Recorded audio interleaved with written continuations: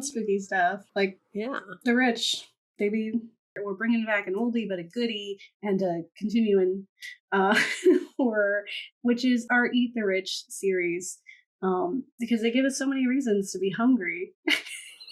Just, hankering for some justice. Yeah. This episode specifically, so we're talking about Ready or Not 2, Here I Come.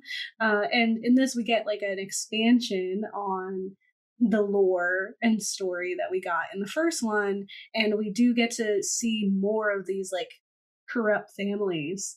Awesome. Let's hop in so I can tell you about Ready or Not 2, Here I Come. I'll start by saying, like, you gotta go watch it. It's so fun, and it's a great group watch because it's silly and gory and just like it's having fun, and they're doing a little bit more than they did the first time. I don't know if we really needed it. Yeah, I agree with what you're saying, Kay, where I was like, I didn't really ask for this. I was totally content with having the one. With the first one. And I was like, did it. That was great. Perfect. No notes. And then this time I was like, whoa, okay, that was nice. I was just like, okay. So absolutely no complaints. Elijah Wood is phenomenal. I think he kind of stole this show. So it was great. It was wonderfully casted. Everyone seems to be having a fun time. And so I highly, highly recommend for your summer slasher series, if you're, getting some of those watches in to celebrate the spooky season a little early. I love to do that. Grab some friends, put on Ready or Not 2. And do a double feature. That's definitely Ready or Not 2, and They Will Kill You. And watch Ready or Not 2 first. Otherwise it'll ruin it. Because they're just like, you need to do it in that order for sure. Awesome. So Ready or Not 2, Here I Come is from 2026, happened this year, just a few weeks ago for us.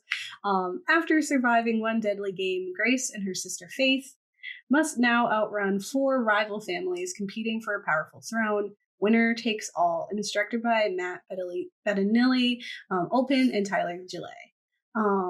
Or Gillets. I don't know. I'll get more into what happens in the story, then I'll give you a little blurb of what I feel. But I'm going to be honest with you, I don't got a lot because, you get what you get. And I'm not upset at all. It's like totally perfect. Live.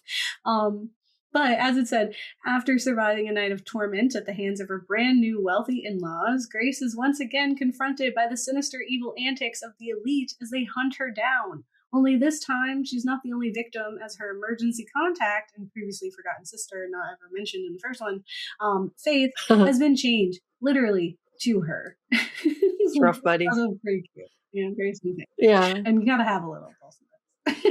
Get through some of this. With the absurdly wealthy and obviously evil Adonis family out of the picture, the High Council is kicked into gear after an ancient clause is activated in their sinister satanic contract.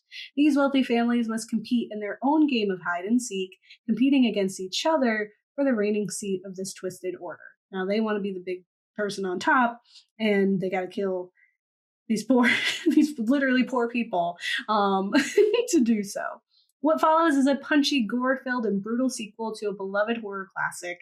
Grace and Faith run for their life across the spongy green acreage of golf courses and hotel lawns, all while being pursued by violent trust fund maniacs with weapons of old and new, because each family can only use weapons that were available during the time period when their family joined the High Council.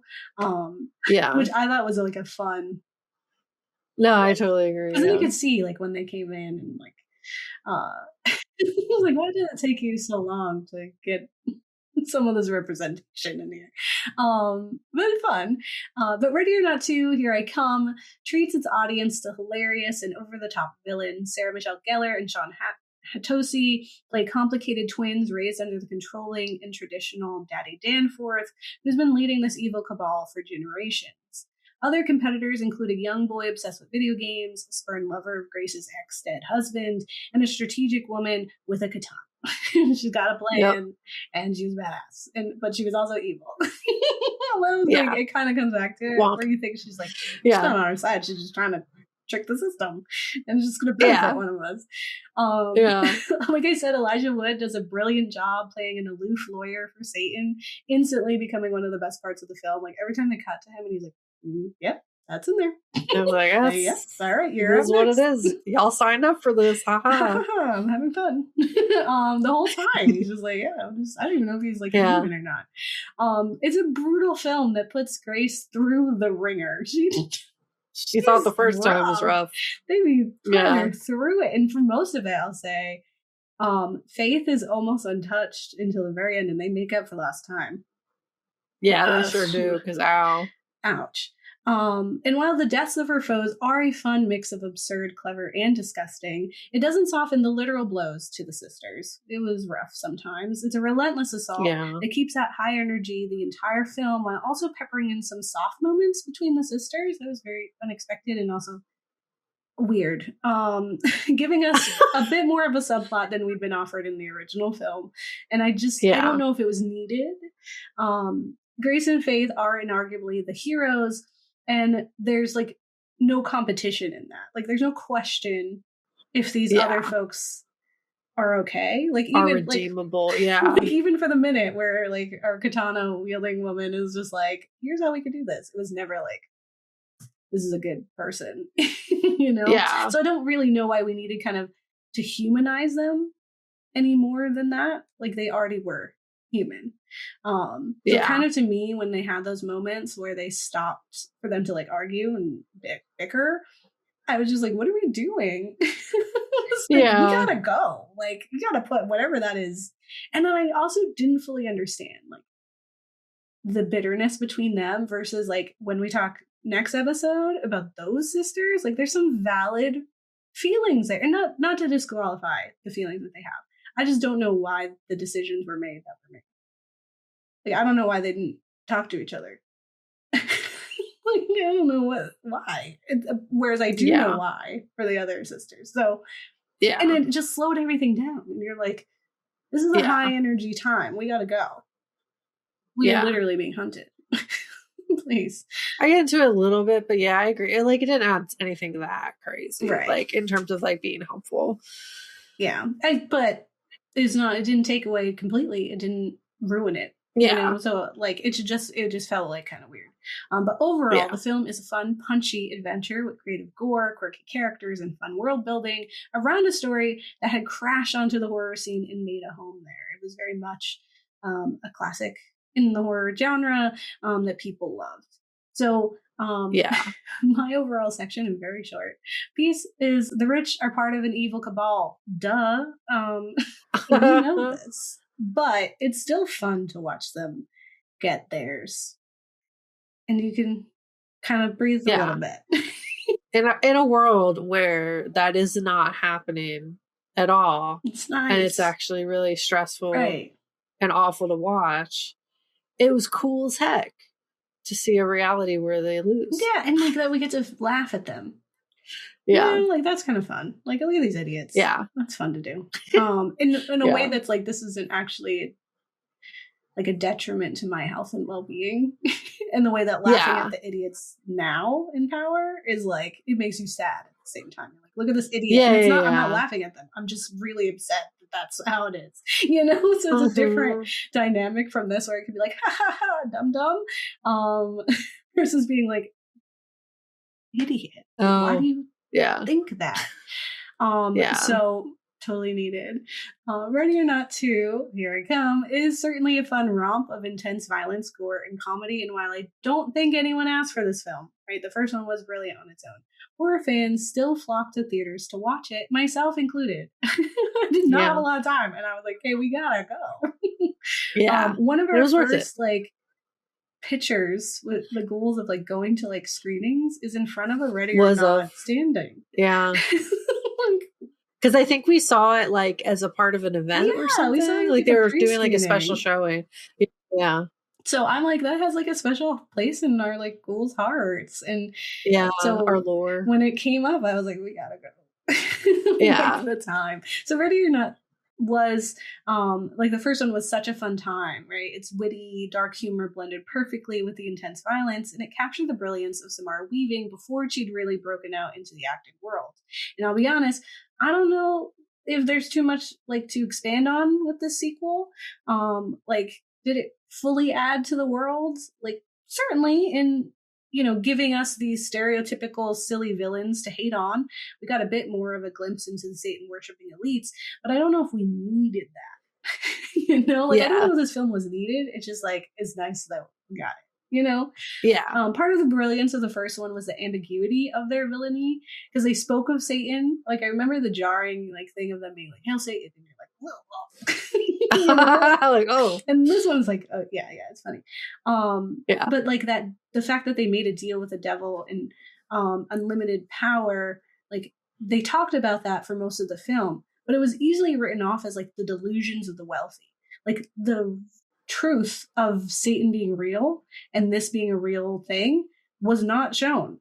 It's like until the very last moments of the first film when that reality and that was like the reveal that was like such a big, I think that lended so much to the strength of the first film, was that you like were like, oh, it's probably not real, and then it was like, it was. What the heck? That was amazing. Yeah, because it is in the last, it's like the last 10 minutes, and it becomes graphically and comically clear. And it made it a really fun reveal. It's literally like it's exploding. You were like, oh shit. Yeah, like, literally you're standing there like, yeah, like I just remember being like, that's so cool. So now that we know that the devil is not only real, but manipulating the power holders of our world, the second film had a lot to play with in that world, but could never satisfy that same punchy ending reveal of the first one, because we already know. So it was like, they just kind of didn't bother with that. They were like, yes, this is true, and now this. That being said, I am really glad that they made the film. We don't always need our media analysis classes on when watching horror. And this one does make that easy. Like, you don't need that, really. It's pretty clear. We have bad guys. They're the wealthy. And here's the good guys. They're not. It's okay to simply have a good time, and this film is terribly fun. It also has a bit more heart than its predecessor, humanizing Grace through her strange relationship with her sister, and it helped viewers feel that out in the end. Like, I think that was what it helped with, was like when Grace is tempted with ultimate power, right? Would she try to fix the problem from the inside, or Daenerys Targaryen voice break the wheel? Like, what was she going to do? So I think that ending, even as predictable as it kind of was still fun, and it was silly. Like, I think everyone was just having a good time. This film also gives us a wider glimpse into the depth and world of corruption through the new contestants. We see how this evil is inherited, and the kids never standing a chance when they've been raised to believe themselves better than others, and to have the life of the lower class be gamified. If that's how they've viewed the world, that's the only way that they can survive too, is to believe that, right? Like, you don't want to grow up and believe that your whole family is evil. Or that literally it's like to cope with the reality of what you've witnessed, as you kind of, humans are very adaptable and will adjust their perspective most of the time to rationalize or normalize the behavior that they're witnessing. To stay sane, like, at the end of the day. And it's also like, if you're raised this way, it's just like, okay, one of the answers is your entire family is evil, and you are also evil, and you haven't done anything. Like, you literally just got here. You were born into this. You haven't set up these systems. You're benefiting from it. So there's like a lot of added layers to that too, of like not being able to like be in a place where you'd hold yourself accountable, or other people would hold you accountable. Because you've never been shown that. It's never been modeled for you. So like, that was, I think, really cool, seeing the different families and seeing like this shitty family dynamics, and like people being married in, and like and it's also funny. It's just fun sometimes to make fun of the privileged, right?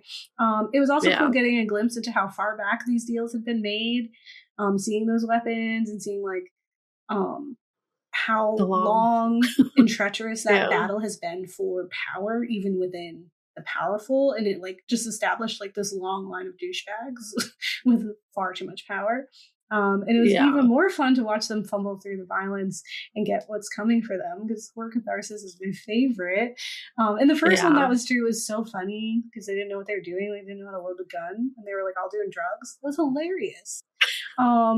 This one was like similarly hilarious, where they're like, they don't know what they're doing with this stuff, and they're being stupid. They think they're like, they don't know what surviving is. Like, that's like a play on the whole thing. It's like, people who've grown up in poverty know how to fight and survive because they've literally had to. These people have never had to do that. And make so they sacrifices. Don't have any idea what they're doing. Yeah. You know, like they're making sacrifices the whole time. They're putting their bodies through it, trying to get to the end. And then the other people are like, I can't be inconvenienced by this. And they just see themselves as literally so untouchable that it's a nice like rebalancing of these systems, right? And as I mentioned, our next episode has a similar premise of poor women versus cabal of evil rich people, and both are very funny summer horror watches, but they did leave me feeling a bit raw over the intense violence against women. Like, that's definitely a horror thing, and we have talked about it, and there's parts of it that we appreciate, and then other parts where we kind of cross a line where we're like, we're like, why do women always have to be the vessel of this? Yeah. What are we doing? And I will say there's not like, you know, blessings. There's not sexual assault, which is, you know, small blessings in horror world.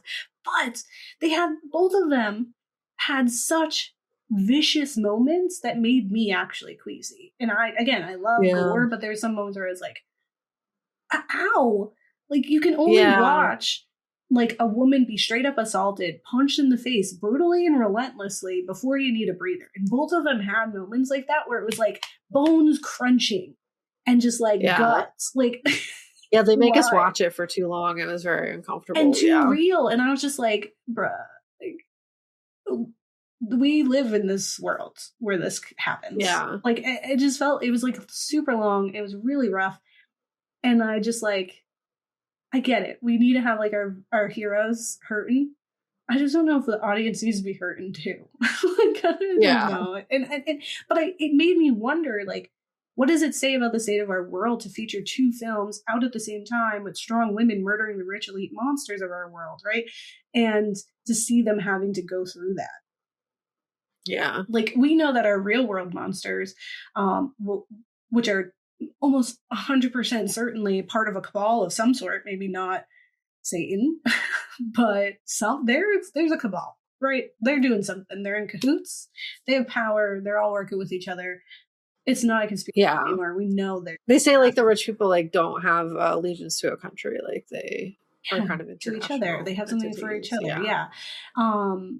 But those real monsters are not so easily bested and undone by twisting their rules to our advantage, right? There are no loopholes, and there's no evil being coming to collect on promises, right? Like we're not there's no Elijah Wood for us, right? And as we said in our Fall of the House of Usher episode, sometimes you need to be the Verna that you want to see in the world. Or in this case, be the Grace and kick them in the teeth. Yeah. So that's my section. No, literally.